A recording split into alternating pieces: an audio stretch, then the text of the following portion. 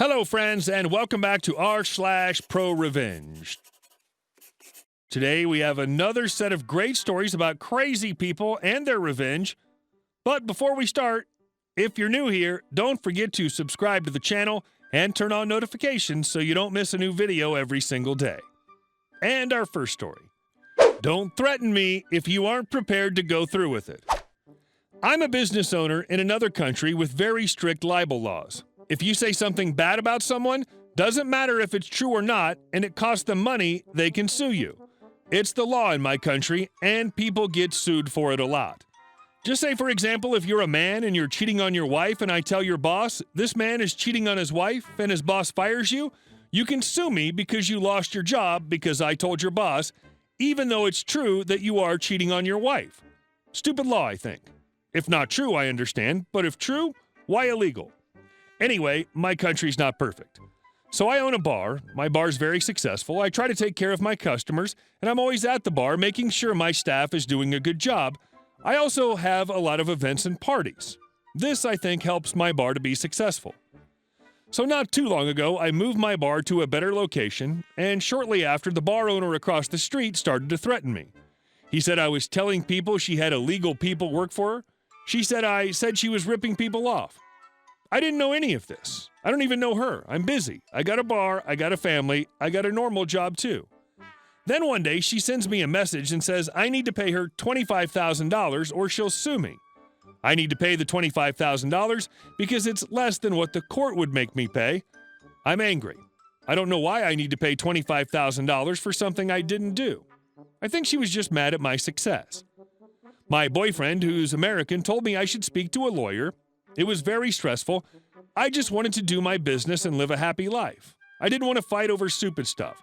But after a few weeks of her texting me demanding I pay her money, I go to a lawyer.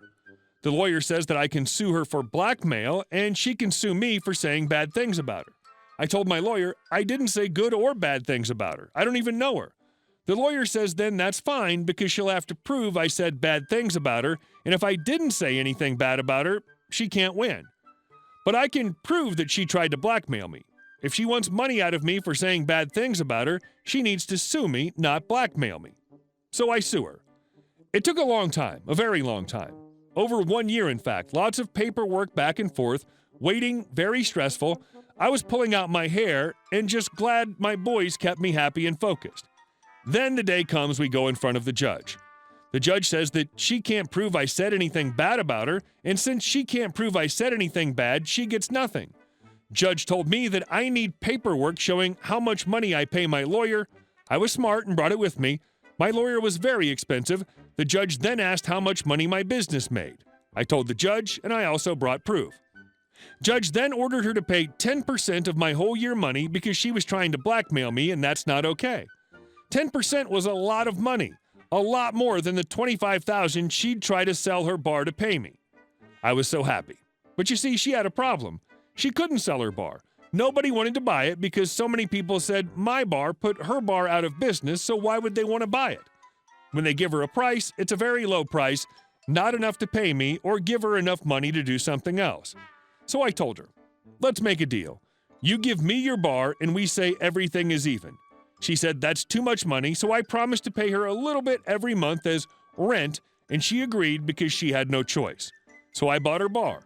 I got it for a very good price because she had to pay me and she had no money. In my country, if a judge tells you that you have to pay something and you can't pay it, then one day they'll send you to jail. So I took her bar and turned it into a restaurant, which is also doing good. Now I have a good bar, a good restaurant, and I'm happy again. It was a very stressful 18 months. I didn't want to fight her. I don't know why she tried to fight me. I think she was just mad. She was always mad and mean, which is why I think no one liked her. You definitely aren't in the U.S. Good job. And our next story. Boss wouldn't pay me the money I earned, so I had his company shut down. Last year, I started working for a local plumbing company that seemed promising. Would pay top dollar to employees for good old-fashioned labor. So I signed my W-2 and went on my way. Seems legit, right?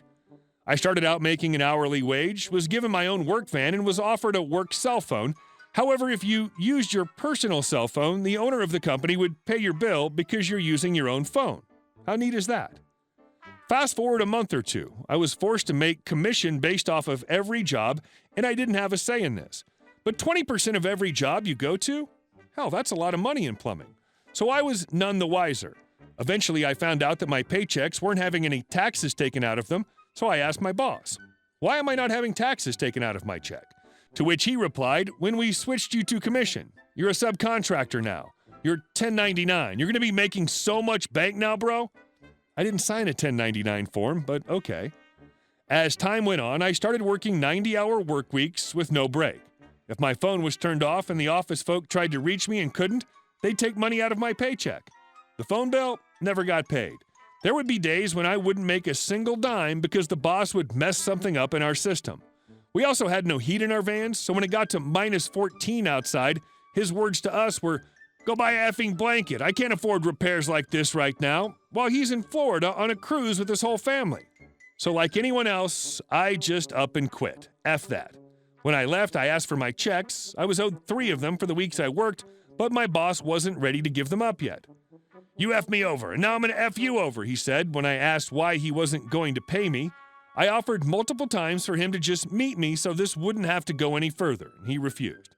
So I went to r/legal advice, bless them, and asked what I should do. Their responses led me to LARA, Department of Licensing and Regulatory Affairs, to file a wage claim to get my money. But on top of that, I filed a report with them stating the company doesn't pull permits, which it's required to do when replacing people's plumbing. So they sent over an investigator to check these claims out. I then went to the IRS to find out about the whole tax ordeal.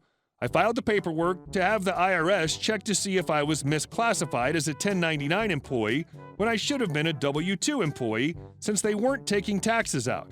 Sure as crap, I was wrongfully not getting taxes taken out of my checks. So the IRS sent an investigator of their own. Now at this point, I see on my phone that I still have their email address linked to my Google account. So I do some snooping. It turns out they haven't paid city taxes in over 6 years, and that the office manager, a woman who has verbally abused me time and time again, collects disability through the state, but still collects a $1.5K paycheck from the company every week. You can bet your butt I sent that in with the IRS screenshots included in my email. This is how it all unfolded. I have a friend that still works, or rather worked for them at the time, and he told me about the investigators coming in.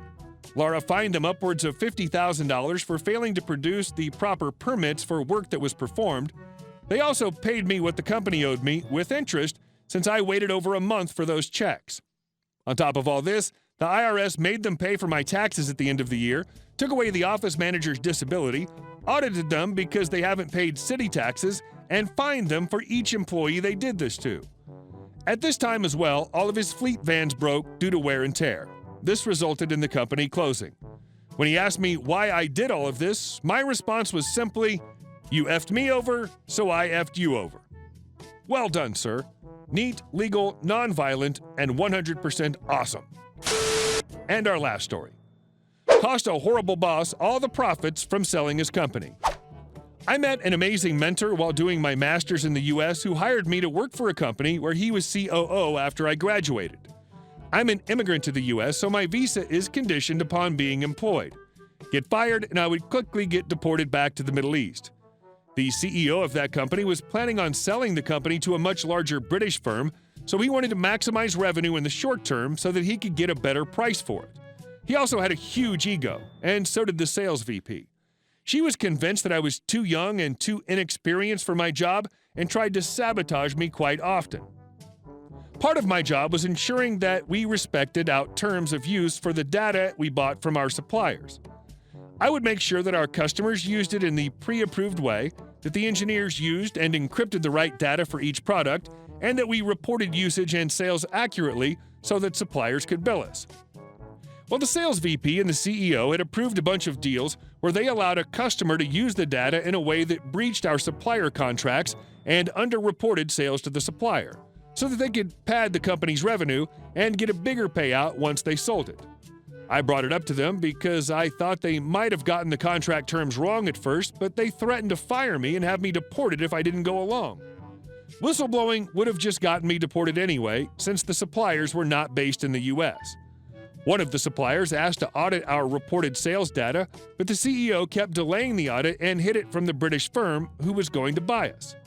I kept track of every single transaction they made in that way, however.